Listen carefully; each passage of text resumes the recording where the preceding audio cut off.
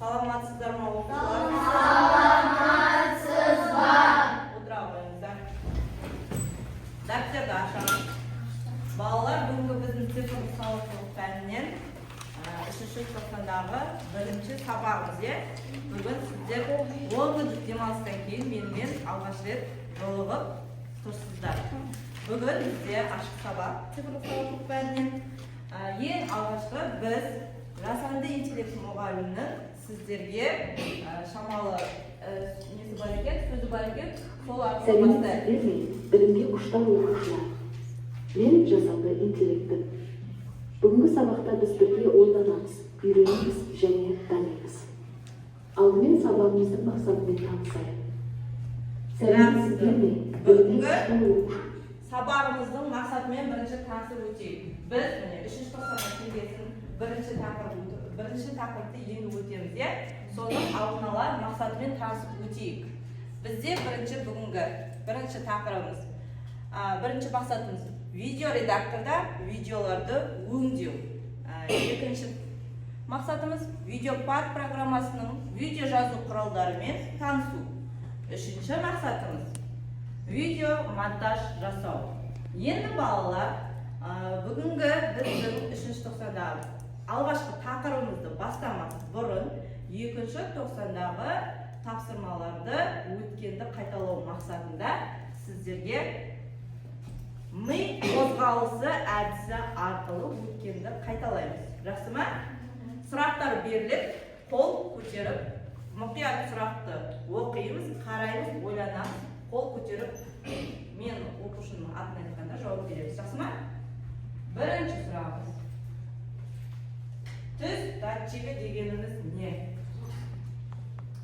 Так. Гаухар жауап берсін. Түс датчигі дегеніміз түсті анықтайтын арнайы сенсор. Жақсы. Отырамыз, дұрыс. Екінші сұрақ. Ультрадыбыс датчигі не істейді?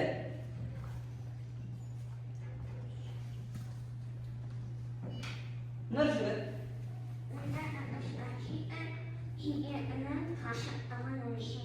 Жақсы, кедергінің қашықтығын өлшейді. Өте дұрыс. Үшінші сұрағымыз. Лабиринт дегеніміз не?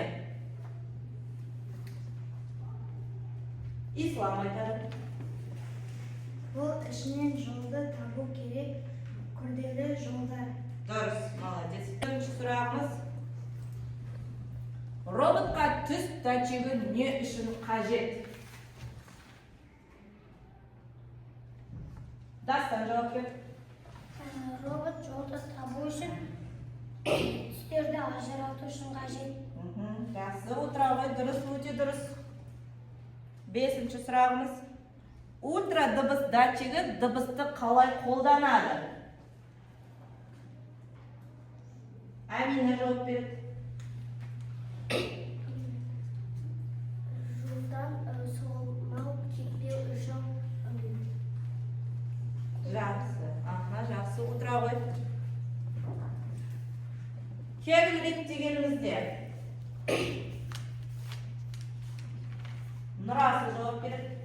Кегілік дегеніміз робот сыртқа шығарып жіберу. Яғни кегілдерді сыртқа шығаратын алаң кегілік. Ойын алаңы. Жақсы, отыра ғой. Жақсы балалар, 2-ші тоқсандағы өткен тақырыбымызды қайталау мақсатындағы ми қозғалысы сұрақтары осымен аяқталды. Біз 2-ші тоқсанда робототехниканы меңгеріп шықтық. Яғни датчиктер түрлері, оның қалай қолданылу керектігі, бағдаршам робот, ол қалай жұмыс жасайды, барлығын өттік. Енді бүгінгі біздің жаңа тақырыбымыз, жаңа сіздерге айтқандай, бейне жазба.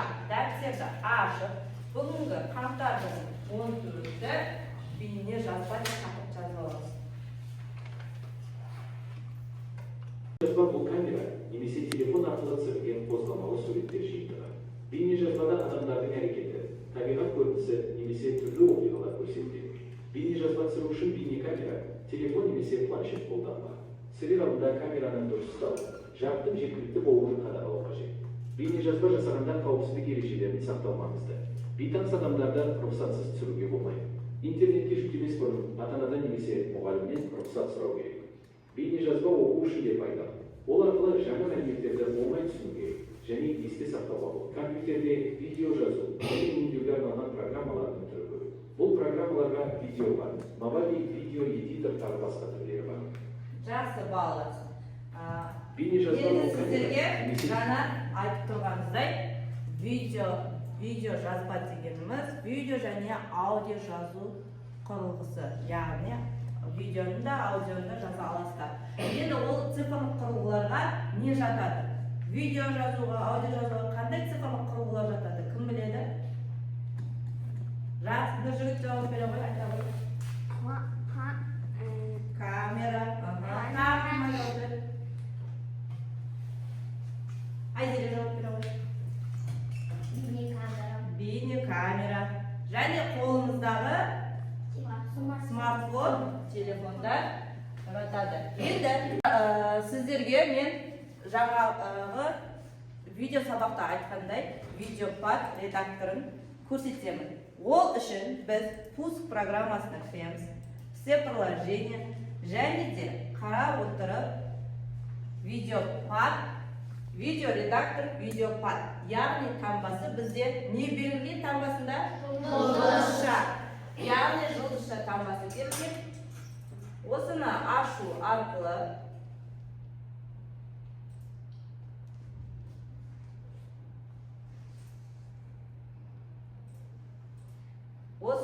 арқылы міне бізде видеопад монтаждау, яғни бөлімі ашылды бағдарламасы. Енді бұл жерде мен сіздерге түсіндіріп кетейін. Бұл жерде бізде берілген добавить файлы деген берілген. Бұл бізде файлдарды тақтаға добавить етуге, яғни жүктеуге арналған. Және добавить объекті, бұл добавить объектіде біз аудионы да жүктей аламыз, видеоны да жүктей аламыз, мәтінді да жүктей аламыз, және де басқа да әртүрлі нелерді жүктей аламыз.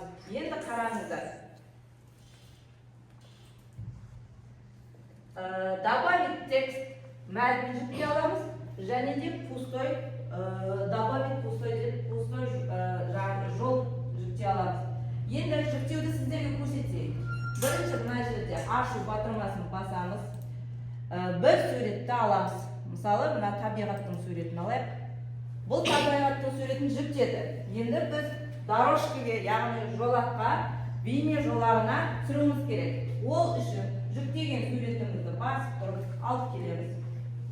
Видео дорожкаға түсті ма бізде? Жақсы, енді бұны екінші суретті добавить етуге болады. Открыть немесе добавить файлы деп жүктеуге болады балалар. Көрдіңіздер ма? Мына жерде тағы да бір суретті жүктейік. Мысалы не? Бір сурет жүктейік. Ол видео дорожкаға түсті ма? Түскен жоқ. Ол үшін тағы да видео дорожкаға түсіру үшін басып тұрып әкеліп дорожкаға қоямыз. Көрдіңіздер ма? Енді бұл жерде монтаж жасаған кезде қараңыздар. Бір суреттерді біріктіріп бір видео жасаймыз ғой. Ол кезде мына жерде мысалы әртүрлі эффекттер қоюға болады. Мысалы мына эффектті масштаб эффектісін қояйық. Мына жерден уақытын қоямыз. Установить деп уақытын қойдық. Енді мына екі суреттің ортасында қойылған эффектті қояйық, анимация қояйық. Мысалы мынаны қояйық. Окей деп басамыз. Бастау үшін басамыз осы жерде. Жүргіземіз. Тоқтап қалды, е? Енді бізде видео дорожканың үстін екі рет басу арқылы тағы да жаңадан қоямыз.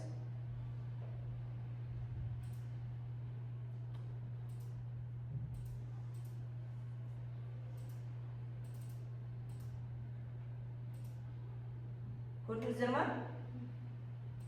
Басынан бастап қояйық.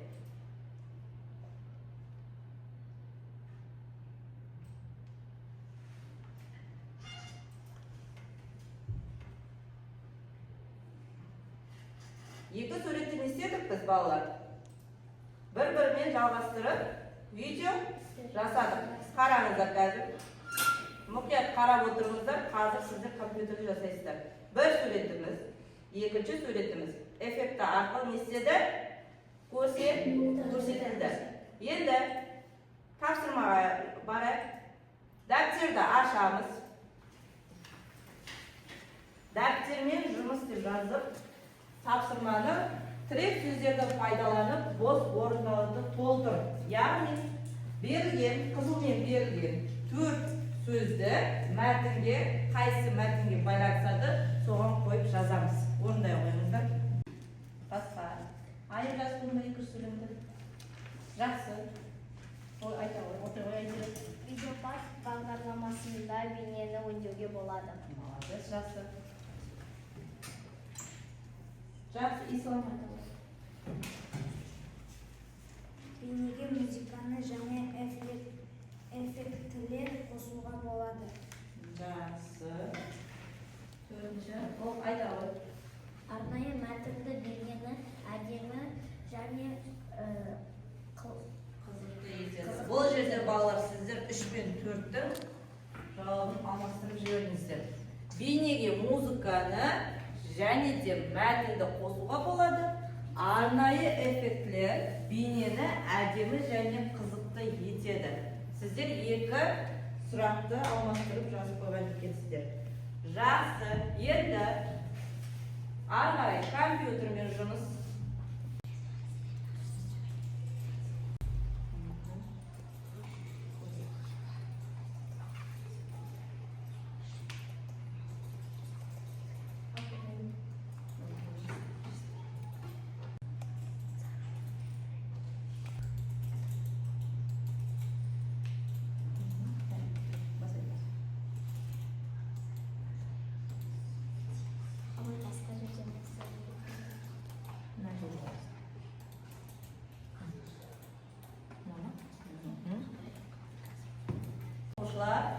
Сіздер видео редакторымен жұмыс жасадыңыздар.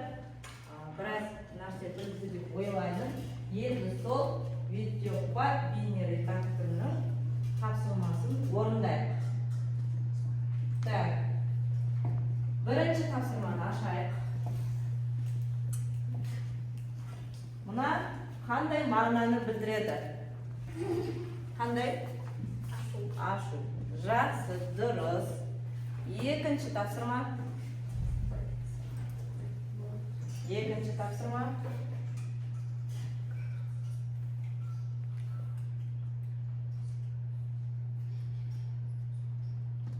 Амира келеді.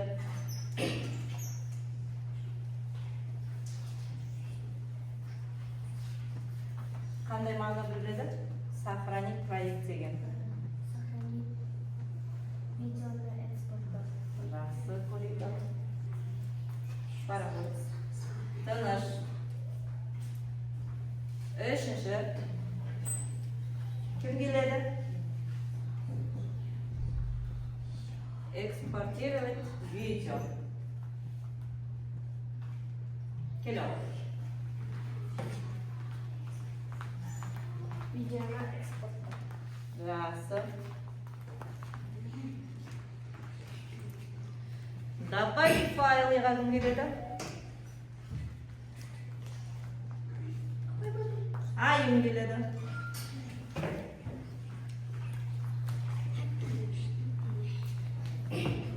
Қандай мағына білдіреді? Асықпай қараңыз. Добавить файлы. Жаңа айттым.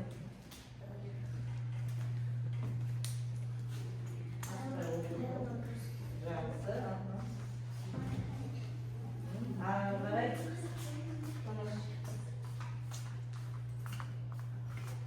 Добавить объект. Келеді.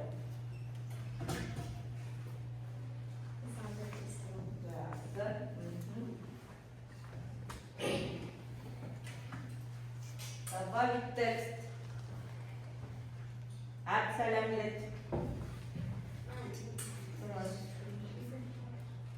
Добавить. Жақсы. ары қарай видео эффект дастан келеді.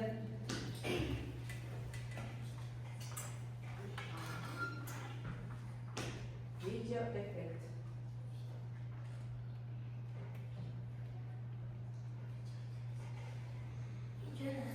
Жақсы.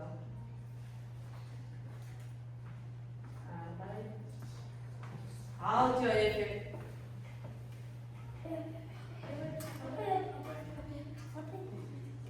Келеді.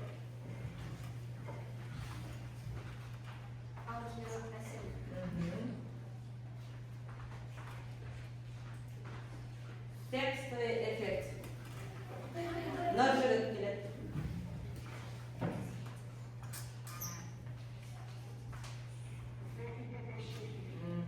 Жақсы.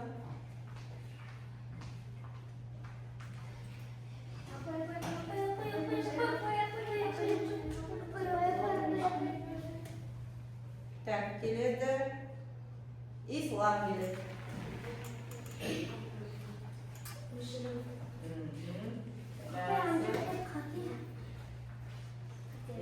Бір жерде бізде не істеді?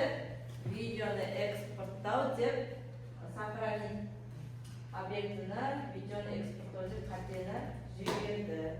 Так, тексереміз. Міне, бір не істеді? Бір қатеміз қате кетті. Енді балалар бүгінгі бейне жазба сабағында сіздерге барлығы түсінікті болды деп ойлаймын.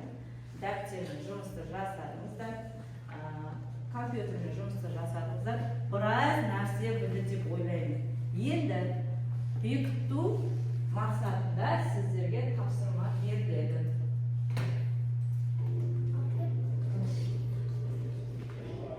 Бұл жердегі тапсырмада 6 жауаптың 5 жауабы дұрыс болады.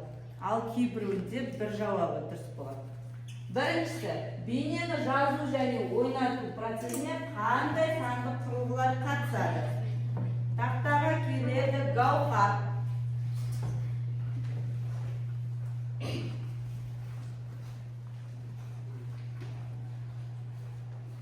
Бес жауапты қандай қойды?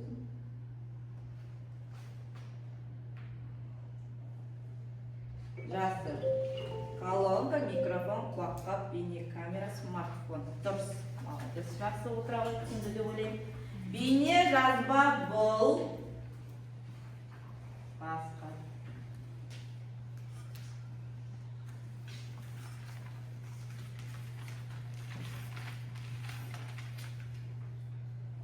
Темірханова Айселе келеді.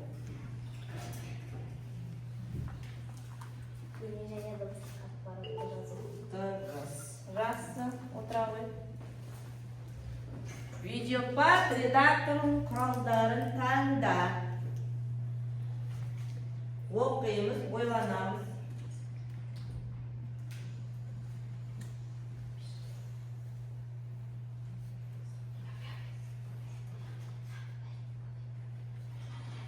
Так, бұған мен 5 оқушыны шығарып өттім.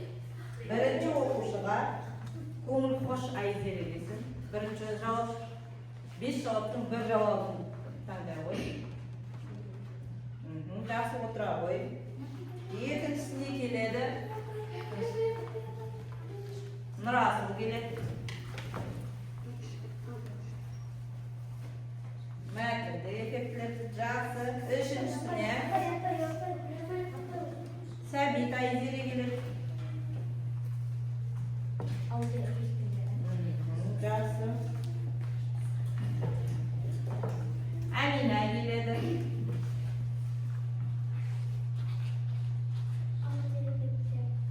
Таңдалы. Тағы біреуін таңдай қой.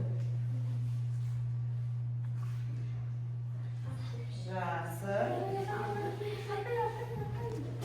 Әбдісәлем келеді. Көрейді. Аудио эффектілерді басып Біреуі қате кетті. Жазба. Жақсы. Ары қарай соңғы сұраққа видео Видеопад редакторын қосуға болады. Видеопад редакторына қосуға болады. Амира келсін.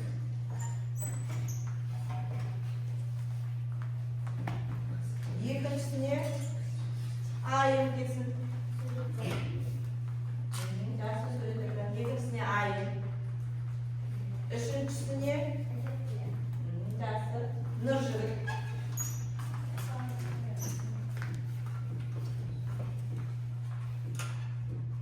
Төртіншісіне Ислам.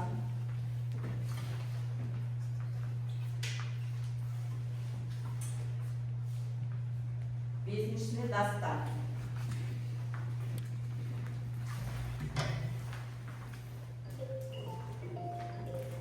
Дұрыс, жақсы. Тек қана презентацияны қосуға болмайды екен. Соңғы біздің бүгінгі сабақта алған әсерлеріміз, яғни бүгін бізде бейне жазба тақырыбында өттік, бейнелерді видеопад редакторында қойып үйрендік, және де видеопад редакторының мүмкіндіктерін білдік, бейне жазбаның анықтамасын білдік, бейне жазбаға қандай цифрлық құрылғылар жататынын, бейне жазбаны жасауға, түсіруге қандай цифрлық құрылғылар жататынын білдік. Енді осы жерде бүгінгі сабақта барлығы түсінікті болса, барлығы түсініктіні басамыз, сұрақтарымыз болса, сұрақ барды басамыз, түсініксіз жағдай болса, түсініксіз дегенді басамыз. Келе қойыңыздар, біртіндеп келіп баса қойыңыздар. Келе қой, біртіндеп қойыңыздар. Жәймелеп келе қой болсын. Жақсы. Айтереге бәрі түсінікті, Дастанға бәрі түсінікті. Келе берді жақсы.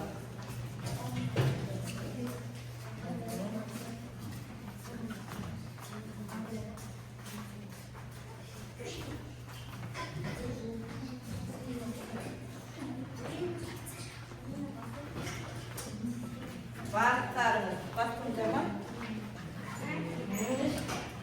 Келе ойындар тездетіп. Жақсы, орнымызға отырамыз.